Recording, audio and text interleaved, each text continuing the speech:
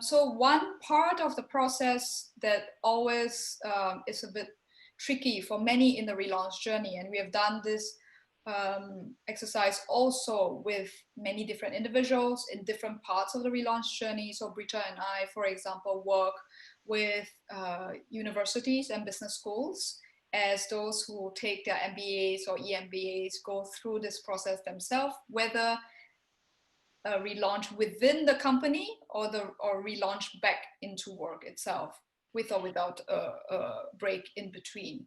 And in order for us to support with the clarify process, and also the work that we've done, that we have done so far with companies, with senior female leaders in one of them, this is an important question.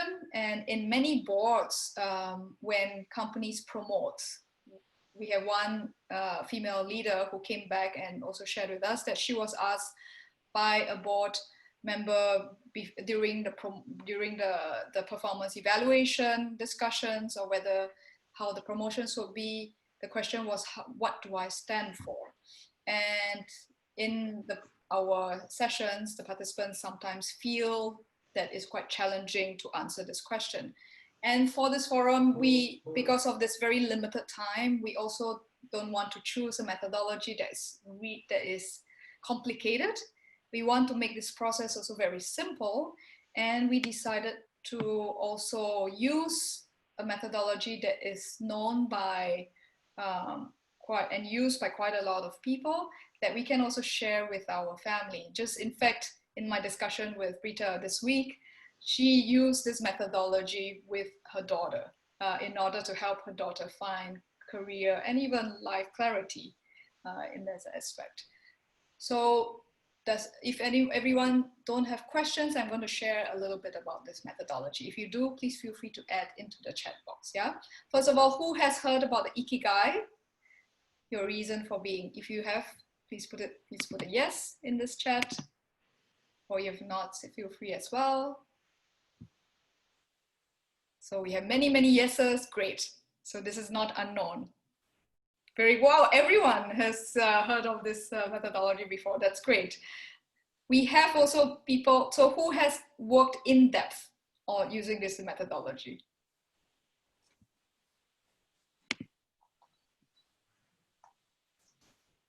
Yes, from us in October, from our alumni. Thank you for sharing. So there are not so many yeses here. So this methodology is also being promoted by the World Economic Forum as well. It started and designed by a team who went to the Japanese island called Okinawa. And in this island, you have individuals who are supposed to be the most happiest in the world, and also the oldest living individuals in the world. And the idea was to figure out how are they, finding out about their reason for being. So if we put ikigai, the meaning of ikigai, which is a Japanese terminology, is basically what do I stand for, your reason for being, and also, what makes us jump out of bed every morning, what excites us. So this methodology is really simple.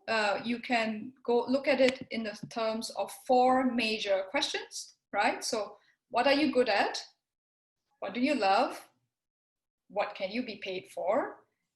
And also, what does the world need? So in terms of these 4 major questions, some of the questions require a bit more thought process if you have not dig deep into it. And the idea is also to have sub-questions to support this introspective and reflection process. Yeah, any questions, feel free to put into the chat box. But as you're all very familiar, and many of us have also worked through it, this is a good chance now to share it with another individual later on in the breakout room. So what are we good at basically looks at what are our strengths, right?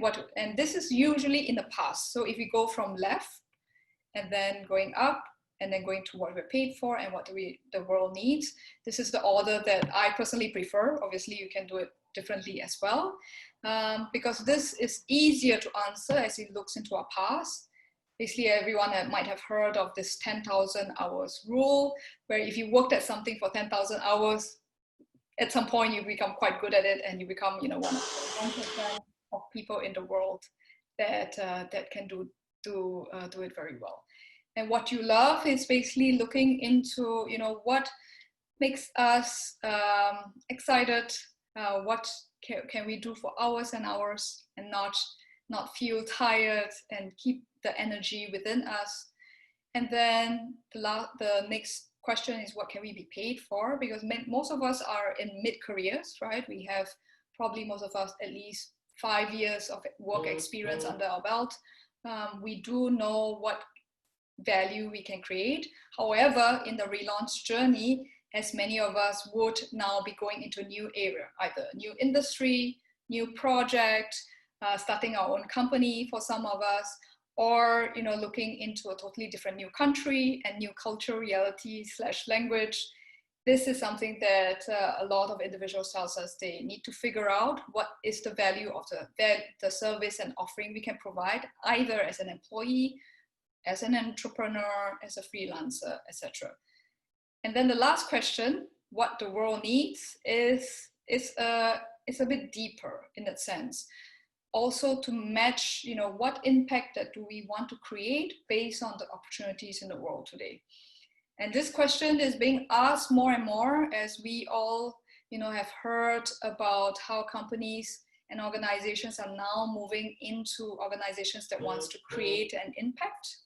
So the idea is, how can we do a bit of reflection on what are the impact that we want to create, matching it into what opportunities are there out there.